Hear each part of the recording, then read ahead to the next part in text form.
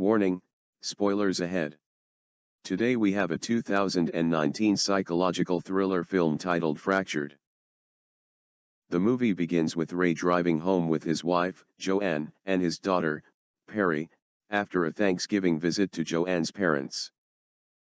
Ray and Joanne argue about the state of their relationship and almost get in a crash. In the car, Perry's music device stops working due to dead batteries. Ray tells her he will buy some for her at the next gas station. Soon, Perry says she needs to use a restroom, so they take a break at a gas station. While Joanne takes Perry to the bathroom, Ray goes into the station. The cashier tells Ray that they only take cash, so Ray skips the batteries, but in addition to a Coke for Joanne and a coffee for himself, but does buy 2 small bottles of liquor. After returning to the car, he lies to Joanne saying the store didn't have batteries. Perry cannot find her compact mirror, so Joanne goes to check the restroom, and Ray searches the back seat.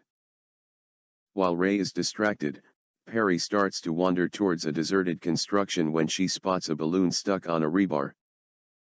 She is menaced by a stray dog and starts backing towards an exposed pit. Perry calls out for him, and when he looks over he sees her backing towards the pit. Ray then throws a rock to scare the dog, and the dog runs off, but it causes Perry to fall into the hole. Ray, aiming to grab her, falls in as well. He comes around in a daze, and to a distressed Joanne, who has climbed down and is checking Perry for injuries. After his head clears, he picks Perry up and decides to have her injured arm seen to at a hospital they passed a few miles back. When they get there, they're told to sit in the waiting area till it's their turn. Joanne does not like this and feels they're not taking the situation urgently enough, so she pushes Ray to go talk to the staff again. He's told they have to wait their turn in line. They're finally admitted, and during the admissions process, the couple are asked if they would be willing for Perry to be placed on the organ donor register, which they decline.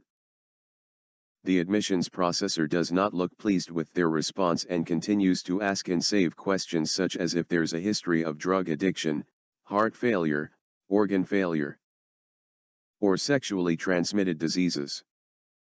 Joanne and Ray ask her if how these questions are relevant. Daughter's broken arm. The lady doesn't answer them and asks them what Perry's blood type is. The couple reply that they don't know. Perry is then taken by a nurse to be seen by a doctor who states that her arm is broken and that he wants her to have a CAT scan in case she has a head injury from the fall. They tell the couple that only one person can accompany the patient. Joanne accompanies her as Ray watches them going into the elevator and down to the basement level. Ray then goes back to the waiting area and falls asleep. Ray awakens hours later and asks the hospital staff if he can see his wife and daughter, but is told they have no record of them. He bewildered and tells her to check again because his daughter was checked in with an arm injury earlier in the day and his wife was with her. He then starts looking through the sign-in papers and is told that the sheets are switched at the beginning of each shift, so he won't find their names there if they came in earlier in the day. The front desk nurse tells him that the sign sheets are gone, but the only name she can find in the system is his name and that he was checked for a head injury earlier in the day, but there's no record in the hospital system of his daughter being checked in. The front desk dismisses him and so he sneaks into the patient care area. He is then approached by a security guard and a doctor. The doctor offers to look through the patient logs for him. The doctor then tells him there's only record of him being treated for a head injury and that he is mistaken, his family was never at the hospital. Ray points at a nurse nearby and tells that doctor that she treated his daughter. The doctor calls over the nurse and asks her if she remembers seeing Ray earlier with his wife and daughter. She says she never saw his family, but she did treat him for a head injury. Ray becomes distressed, is restrained by security and, after being given a sedative, is locked in a room. He escapes and waves down 2 police officers and tells them the hospital has his wife and child and won't allow him to see them.